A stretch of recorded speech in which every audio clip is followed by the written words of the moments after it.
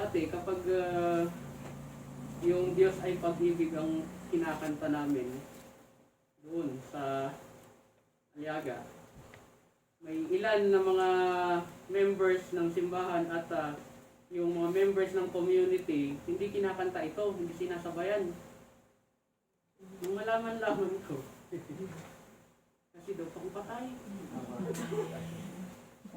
So, nagtaka pa rin ako, bakit? Paano pang patay? Siguro, madalas maririnig sa mga karo kapag may prosesyon ng karo, meron nga maririnig na ganito. Pero, kung iisipin natin, nawawala sa, actually nawawala yung kanta sa lugar. I mean, wala sa tamang lugar ang kanta. And siguro dahil dun sa, nila, meron kasing verse dyan sinabi, kahit na tayo'y magkawalay. Siguro dahil dun. So, whatever the reason man nila, yun eh. So, nakakaano din kasi kung isipin natin, hindi lang naman dahil doon ang essence ng kanta kasi malawak. Now, pag-uusapan po natin ang pag-ibig ng Diyos dahil si God ay love. Diyos ay pag-ibig. Ngayon, sa gospel, may mga nagtanong kay Jesus, ano daw yung pinakamahalagang bilin? Sa dinami-dami ng bilin o kautusan sa mga Hudyo, hindi mo alam kung ano ang susundin mo doon. Kasi ang dami, as in. Isipin mo, buong ganyan, na maliliit pa yung sulat. Ang dami. Kanina, sa page 12, sa kaayusan ng pagsisisi, sa 10 utos, hinati iyan ni Jesus. Sa first part, yung 1, 2, 3, 4, tumutukoy yan sa pag-ibig sa Diyos. And din sumunod na 5, 6, 7, 8, 9, 10, tumutukoy naman yan sa pag-ibig sa kapwa. So doon natin makikita na talagang hindi pinabayaan ni God or hindi niya ito hinati, but rather sinamarize niya yung kabuuan ng kautusan. Kasi para saan ba yung kautusan na ginawa ng mga Hudyo? Para din naman yan sa pagmamahal sa Diyos at pagmamahal sa kapwa. Ngayon, pagmamahalan. Tamang-tama sa ating topic ngayon dahil init ang panahon. Umiinit din ang... Alin ba? Kamusta naman dito? Mainit din ba? Mainit sa ang relationship natin. Ayos na ayos. Ganun ba? Ngayon, kung hindi man malamig, kailangan nating isipin. Kailangan nating pagnilayan kung kamusta ba ang ating pamumuhay bilang mga anak ng Diyos, bilang mga Kristiyano.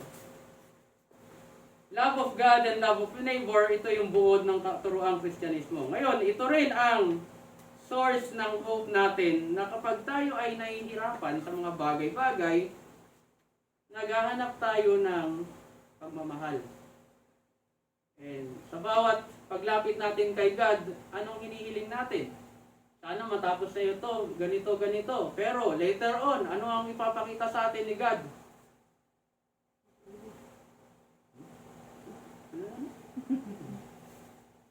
Pagmamahal. Kasi, intindihan naman natin na kapag sa mga gawain natin bilang kagawad, or sa bilang teacher, or bilang simpleng mamamayan dito sa Malayan, kung hindi mo mahal yung ginagawa mo na yan, basta tapusin mo ngayon, bahala sila dyan. Ganon. Or gawin mo ngayon, dahil hindi mo nga mahal yung ginagawa mo, feeling mo pag uwi mo, nakakapagod, nakakaungat, nakakabwisit, yung mga ganyan. Kasi nga, wala yung pag-ibig sa atin na hindi natin love yung ginagawa natin. Now, kasama na dyan, dahil hirap na nating mahalin yung ginagawa natin, hindi rin tayo nagiging obedient or masunuring anak ng Diyos. At sinasabi natin, lumalabas na, dito na, tao lang kasi ako eh. Ganon, nagiging rason natin yon at nakakabuso yun. Now, hindi lang tayo basta tao. Tayo ay mga tao kasi minahal tayo ng Diyos at tayo rin ay nagmamahal. Kaya tayo ay tao, hindi lang tao lang. At sinabi ko nga, kung wala tayong pagmamahal sa ating mga ginagawa, everything is wala lang, useless. And paano kung wala tayong pag-ibig at meron mga pagsubok na dumating? Meron pa yung mga chuchu at chuchu. Hindi siyempre. Tayong walang pag-ibig ng Diyos sa atin, nasabi ko nga, ito yung source natin ng hope, ng lakas. Kung wala yung pag-ibig ni God, yung love ni God sa atin, ay madali tayong manghihina, madali tayong, tawag dito, magtatampo, kasi bakit lagi na lang ako, yung mga ganyan. At yung iba pang mga negative, nagiging pessimist na tayo. Iisip tayo ng mga negative kasi wala na ganun. Ang tingin natin sa wala na, bagsak na lahat. Useless pala ako, ganun. Pero kung meron sa atin, yung love ni God, kaya nga sinasabi ko sa inyo, at sana tayo rin ay maging instrumento sa community na ito, na anuman ang simbahan na kinabibilangan mo, mahal ka ng Diyos. Remember that.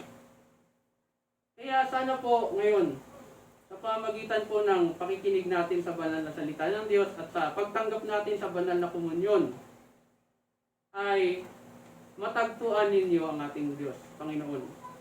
At sana sa pagtatagpo na iyan, ay muling mag-aalab, mag-aapoy yung pagmamahal na yan sa inyong puso. Yung pagmamahal na lumawig. Kailangan painitin ulit yan. Para tuloy-tuloy tayo na makapag-pray at tuloy-tuloy din tayo na